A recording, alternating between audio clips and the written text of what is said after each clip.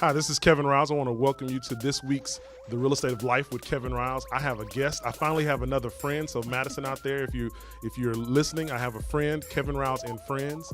We're going to talk about African American home ownership. I want to kind of dive into the home ownership rate of African Americans here in the Houston area and just in general, and provide some assistance to try to increase that rate. So this week on The Real Estate of Life, African American home ownership, and I have a friend, Ms. Kimberley Barnes. Support for this program comes from the Digital Broadcasting Network, presenting podcasts and web series from everyday people who have an extraordinary passion to make the world a better place. All right, we are ready for this week's The Real Estate of Life with Kevin Riles. Again, I want to always thank you for taking the time out to listen to my little old podcast. I can tell you that I have gotten emails, phone calls, texts from friends, clients, and then folks that you guys have passed my e-blast onto. My mom called me recently and said, I didn't know you were talking about this. And I said, how did you know that story? She said, well, somebody that listens to your podcast sent it to me, and they had gotten the podcast from someone else. And so between myself sending it out, between Mr. Producer sending it out, I guess I'm getting a little bit of traction. And so I just want to, again, I always am thankful for you to take time. I think some of you tell me that y'all listen to it in the car. Some of y'all have told me that y'all listen to it when you're working out. And to be honest with you, I listen to it when I'm working out as well because I want to learn the information that I just talked about. Does that make sense? That doesn't make any sense. So this week, for Madison, this is for my daughter, because my daughter she low-key listens to my podcast, but she don't try to act like she doesn't. She's always asking me, when you gonna have friends? It says Kevin Riles and Friends, The Real Estate of Life with Kevin Riles and Friends. And thus far, I've only had one quote-unquote friend two friends on the podcast. And so I have another friend today. And what I want to talk about, I was impressed with, I'm a member of the National Association of Real Estate Brokers, and we'll get into what that means here in a second. And the National Association of Real Estate Brokers is different from the National Association of Realtors, first and foremost.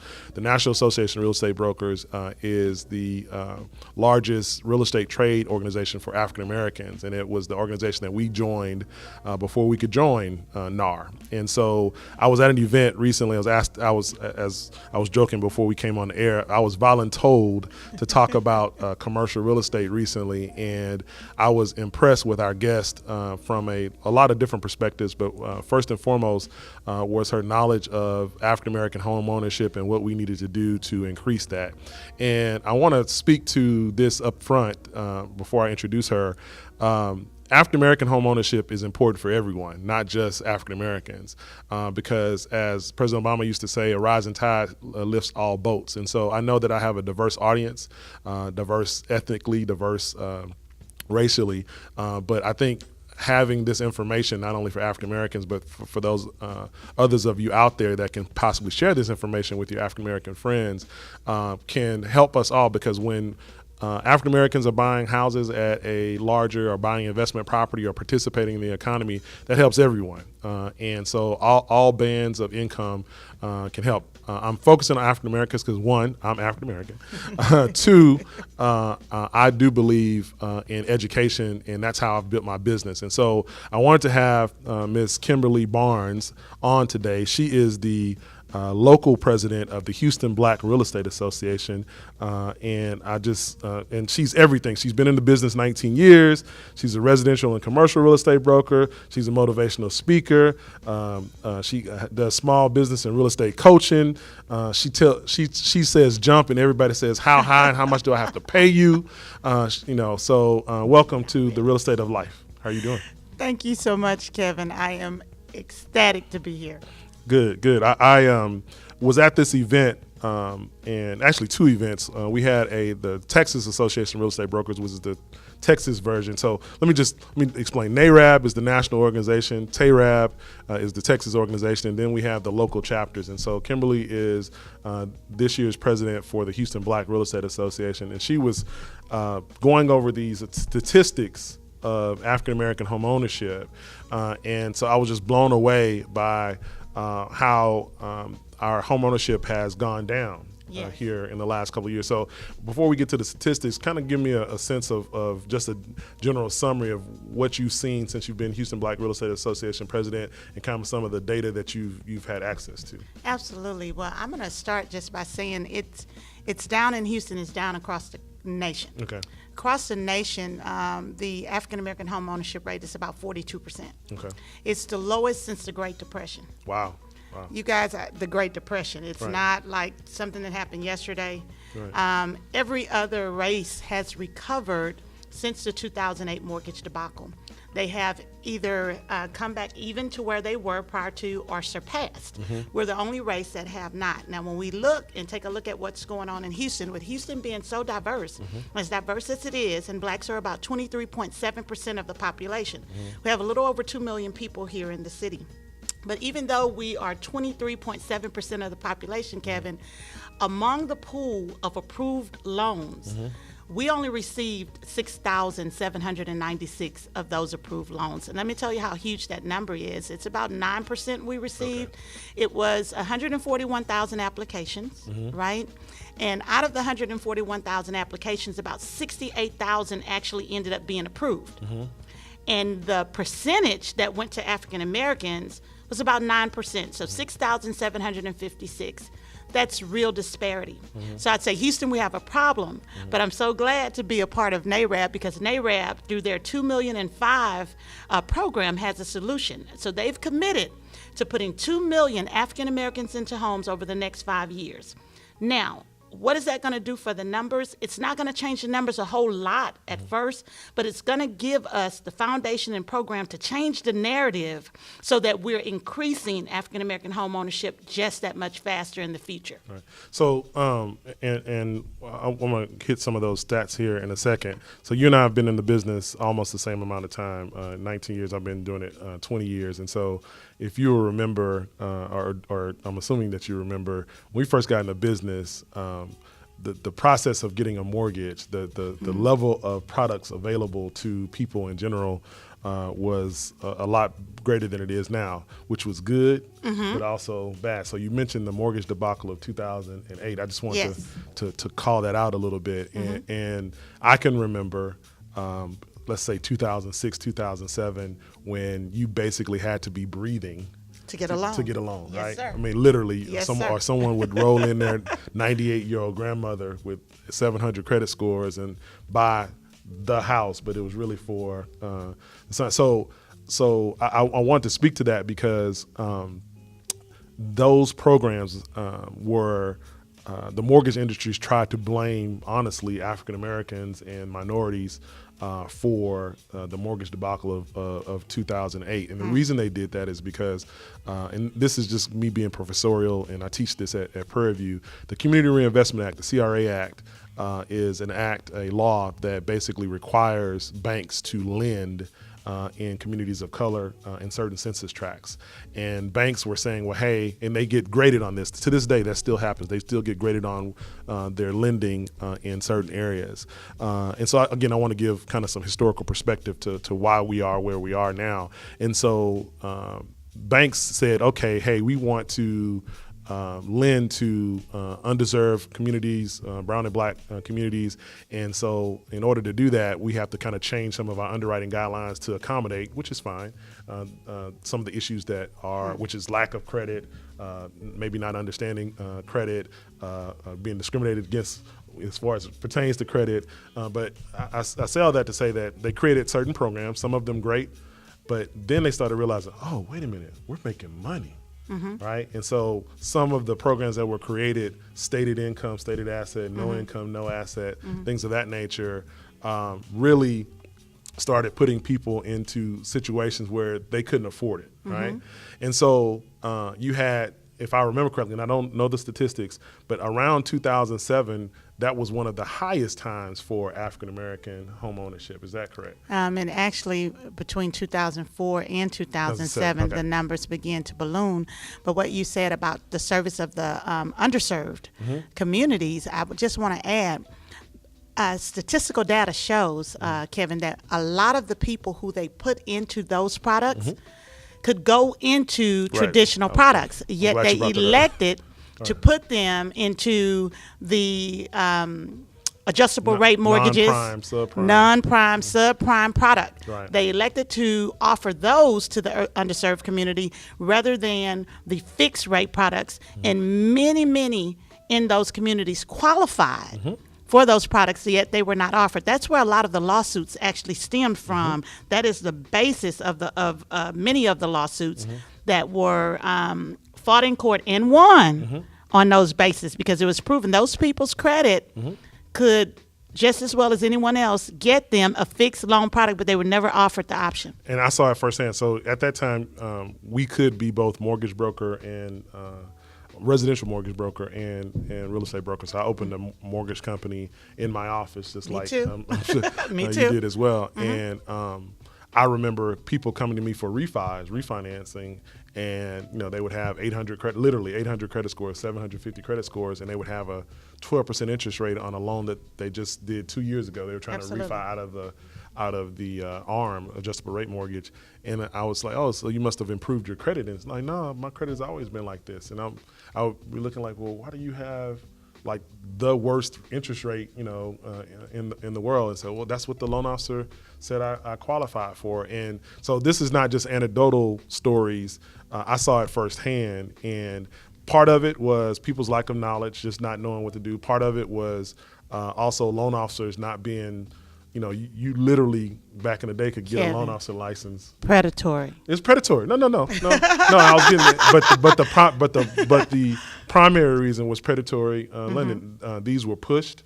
And I will tell you that as being a self-employed individual, I miss stated income, stated asset, or at least bank statement type loans, because right now the system is not friendly to self-employed individuals. If you don't have a W-2, it's very difficult to get a home loan right now, and I see people having that problem. So I do think that there is a space for specialized loan products, but the predatory lending was on another level, and it was proved. And the reason I bring that up is I used to sit. I'm a nerd.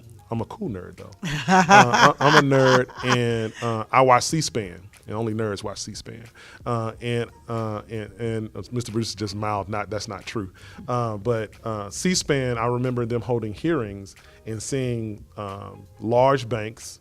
I want to name them all because I don't remember them all, and I don't want to be wrong. But large banks sitting in these committee hearings saying that, well, y'all told us, with the CRA Act, the Community Investment Act, that we had to lend to these folks, so we had to create products in order to do that.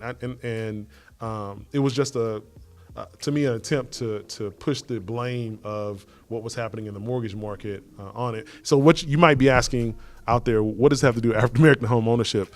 I want to say the statistic is it was over 50%, and I don't know it exact, but I know over 50% during that time. I remember watching C-SPAN of these subprime, non-prime, predatory lending products went to our community. Right? Yes, they absolutely did. And so the wealth loss, the magnitude of wealth, the number one wealth building tool for African Americans is their home. So when we lost that was substantial to our communities. So that wealth is gone, and we have yet to get that wealth back. And so when you look at that among the other racial divides, we are now behind, even the Hispanics have now surpassed the African American, even though our education rates are higher. We are making more money now than ever, but because of that, we have yet to be able to recapture the numbers that we once had. And so looking to NARAB and other African-American leaders in the industry to come up with programs and options that are viable for people to get into homes, to change that narrative, because we have to have a transfer of wealth in the African-American community. And with the mortgage debacle, that wealth transferred, but it wasn't to us. And then after the fact, they had an opportunity, Kevin, to make it right. And to actually, instead of pooling all of those mortgages that were foreclosed upon and selling them off to investors who went into communities and turned them into rental communities, they could have offered them back out to individuals for sale to make sure that that wealth rebuilding happened in those communities, but that was not the case. Right. No, there are macro issues as Kimberly is talking about, and those are the purvey of the National Association of Real Estate Brokers and policy, and CBC, or Congressional Black Caucus, is coming up next week. I'll From be this, there.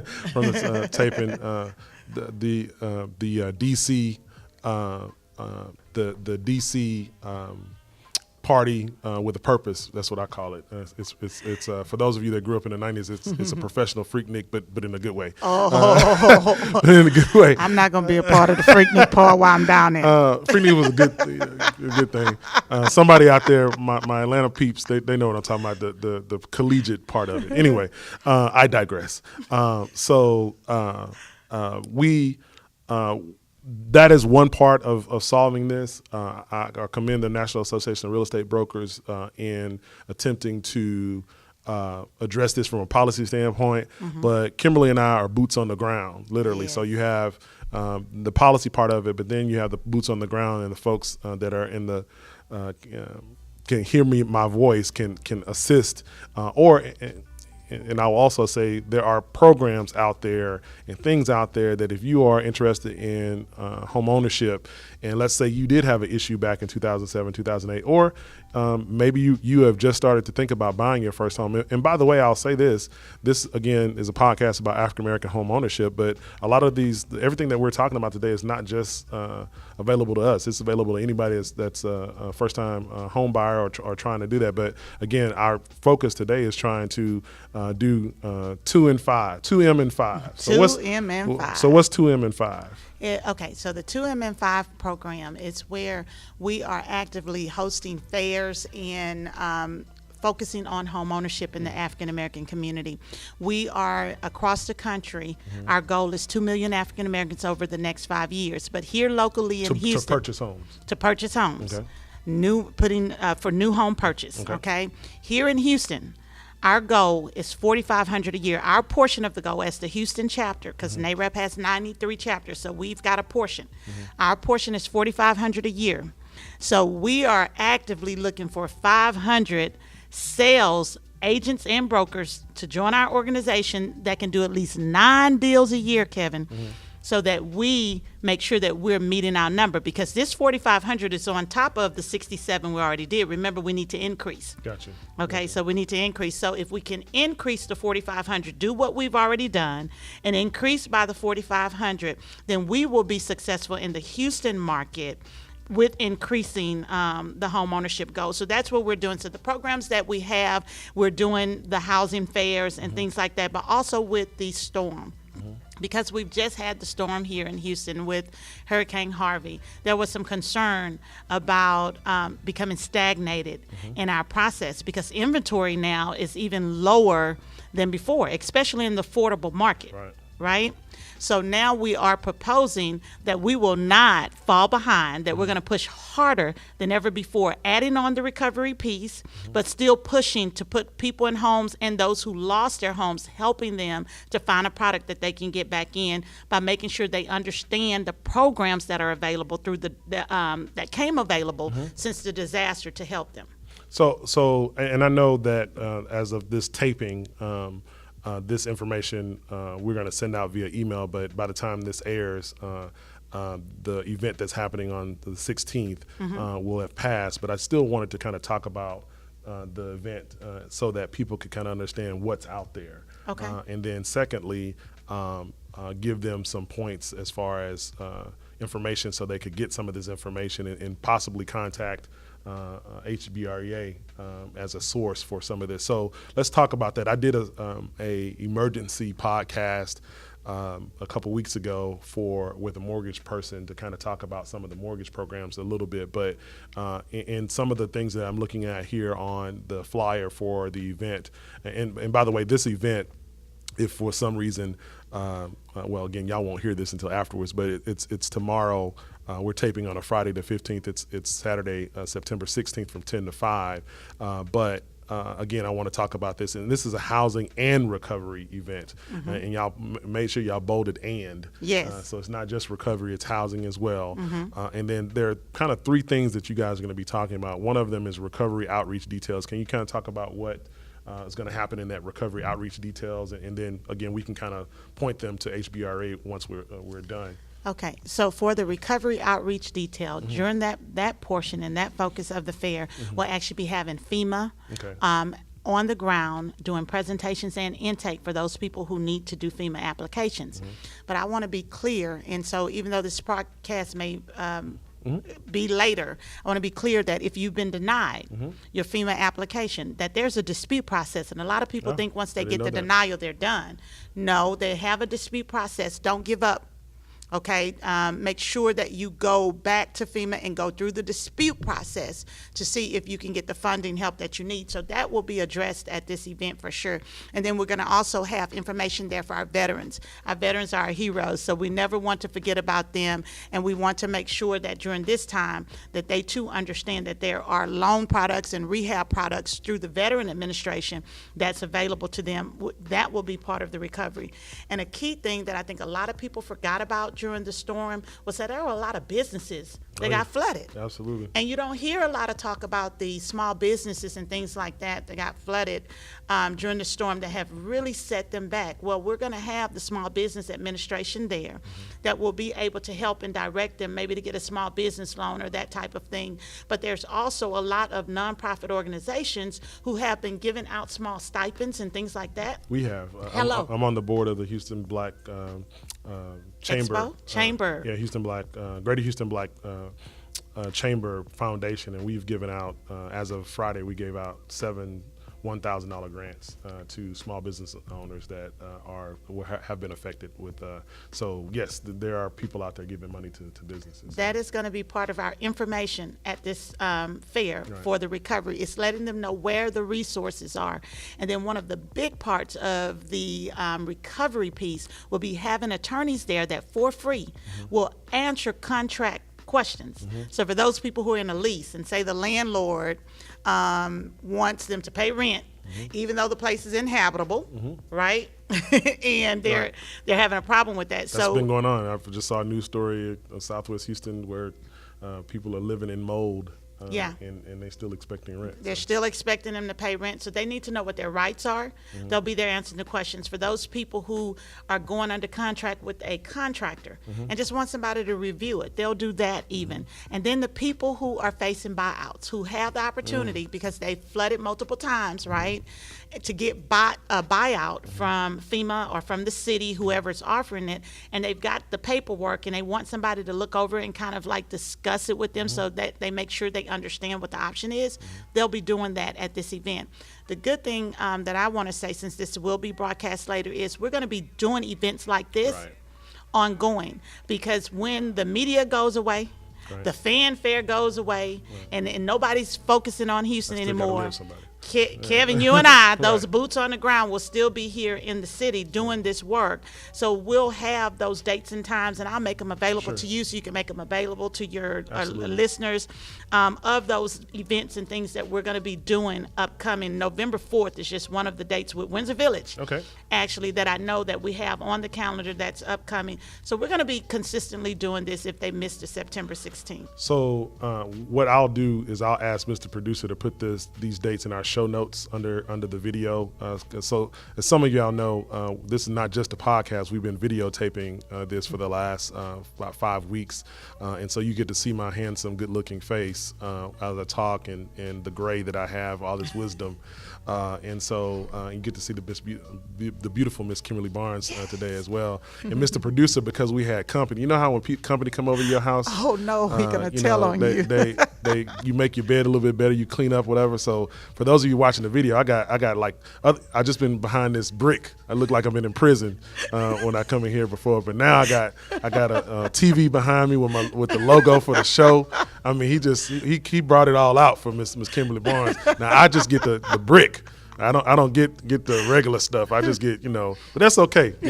That's okay. Company came over, so you do a little bit better with company.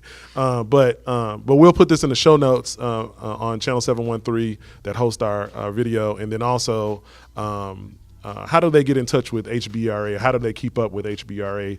HBREA.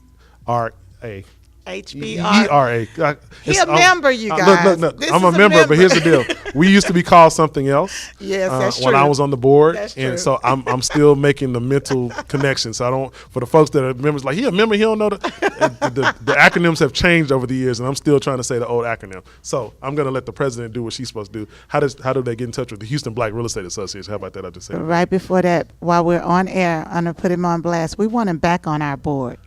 So I just made the request tape. on She put it air and on tape. tape. We'd love to have Mr. Rouse All right. back on our board. Elections coming up. Okay. Now let me go to www.hbreahouston.org. www.hbreahouston.org, and let me also give you our phone number, 713-551-2092. We are a nonprofit organization. We believe in democracy and housing, and Kevin preferenced it by saying that it is, our focus is African Americans, but our mission is to anyone who wants to own a home, regardless of race, color, or gender. So if that is you, then please reach out to us. We'll be able, ready, and willing to help you. Well, so you've gotten some information out there on African American homeownership statistics about this event, and I want to stress to those out there, especially if you're African American, that homeownership is possible. I don't assume that everyone in my database that listens to this podcast is a homeowner. In fact, I know for a fact that some of them are not, because I get Facebook direct messages when I post about the podcast. And so, as I said in one of the very first podcasts, jokingly from a movie, guy used to say, "Don't be scared about starting the homeownership process." Folks like Kim are available to you to assist. Although I don't do a lot of residential real estate anymore, I do refer out to folks like Kimberly, and I still answer questions because I have a whole lot of residential clients that I grew up with. I grew up on the residential side, and so as we kind of move towards a close, I have a couple of, and she wasn't prepared for this because I didn't tell her. How did you get into real estate? Okay. What's your real estate story? Yeah, my real estate story. My real estate story is that I was in college and I had a very bad accident. Okay. And when I had that car accident, it took a year to learn to walk again. I had to go through a whole lot. And I didn't know this. Yeah, Okay. I had to go through a whole lot, and I ended up pregnant and a single mom. Mm-hmm. It's nothing left to do because you couldn't walk, but do anyway. Okay, We getting real on the real estate of I'm life. just being honest. Okay, so being a single mom, Right. I wanted to do something special for my daughter. Okay. I really did, and I've lived in a home all my life. Okay. And I understood the value of home ownership. My family was getting ready to sell my grandmother's property. And my mom, knowing what she instilled in me and the desire that I had, said, "No, I think you should buy this property." I received funds from my car accident and okay. everything. Gotcha. And so I went in and I bought it cash. And when I bought that house, First house, cash. my first house, I bought my first home cash. That's clear. That's very, very that's young. strong I was right 23 years old. And the feeling that I got from that, being a single mom, 23 years old, just going through a major hardship, but God bringing me out on the other side and being able to own a home, that my daughter had a place to play in the backyard and all that without people on top of us, to experience the way I grew up. It was so special to me, and I wanted other people to have an opportunity to have that experience. And so I started looking into real estate. I was like, man, this is something I can do. Right. And that's my story. I got into it, Kevin. I never looked back. Everything that I've ever done since that time has been in the real estate industry. Now I've worn many hats. I own a construction company now. I've been a mortgage broker, a real estate broker, property tax consultant. I'm even an arbitrator for the state of Texas for property taxes. I have an arbitration license. So I've done all of those things. I've never left the real estate industry. What would kill me is that people who look like you and me, they would come and go in this industry, very good people, because they didn't know how to utilize their license to stay in the industry. Right. Well, by me wearing so many hats, I learned that. That's why I started doing the consulting. Right. Because I got tired of seeing people who look like you and me leave our industry. Right. And I'm like, this is a wonderful industry to be in. All you have to do is know how to stay in any market, whether the home sales are up or down. that real estate license could do a miracle for you Right, if you know absolutely. how to use it. Right. And so that's my real estate story. Well, you know what? I did not know any of that, to be honest with you. I know Kimberly professionally, and I say somewhat personally, but more professionally we met, and I didn't know. I like to ask people why they got their license and how they got into the industry. So that's a very unique story, unique story. And so we're going to close out. I said on one of the first podcasts when we started having friends, I was going to always ask, since this is the real estate of life and real estate, so your current home right now, you're living in your current home. Is it you live in the same home or is it? No. I've since moved. Since moved. Okay, gotcha. All right, so I still own it, but I've since moved. Mr. Producer's going. She's upgraded like Beyonce. So what's your favorite part of your current home? The favorite part of my current home is that it's mine. It's yours. It's that knowing that it's mine. When I bought the current home that I'm in, it was a retirement plan. Okay. A lot of people look at it and think, wow, why did she, it was a retirement plan. Kevin, you and I, we don't have 401k. No. So I bought strategically, and I bought it as my retirement plan. So when I look at it, I know that my retirement is secure. So okay, that's the best thing for me about my home. All right. I thought she was gonna say backyard or the former dining room. She said, "No, that's my retirement. That's my 401k sitting on dubs." Now, well, look, I want to thank you for. We've been trying to do this actually for a couple of weeks, and I can't remember if the storm was this our original date. This wasn't our original date, so the storm kind of basically the storm caused everybody to pause for about 2 weeks. Yes. That's what I've determined. Yes. Life stood still. For us in 2 weeks. If people want to get in touch with you, how do they get in touch with you specifically? Absolutely. Kim Barnes-Henson. And let me give you my contact number. It's, what is my number? Y'all, I don't know my number. I'm sorry. I don't call myself. Okay, give me a break already. 713-742-2424. I'm also on Facebook under Kimberley Barnes or Kimberley Barnes Real Estate Broker. And you can go to my website, www.kimbarnes/har.com. All right. And so I want to thank Miss Barnes-Henson, and I asked her before. I didn't want to leave the husband out. So, bro, if you listen to this, what she told me to do this now, because people in real estate know her as Kimberley Barnes. But as you guys know, you can find me on Kevin Rouse at Kevin Rouse, pretty much all social media. So Facebook, Kevin Rouse, Twitter, Kevin Rouse, on the gram. Kevin Rouse, and then on Snapchat, and that's for the young folks because most of the older folks don't use Snapchat.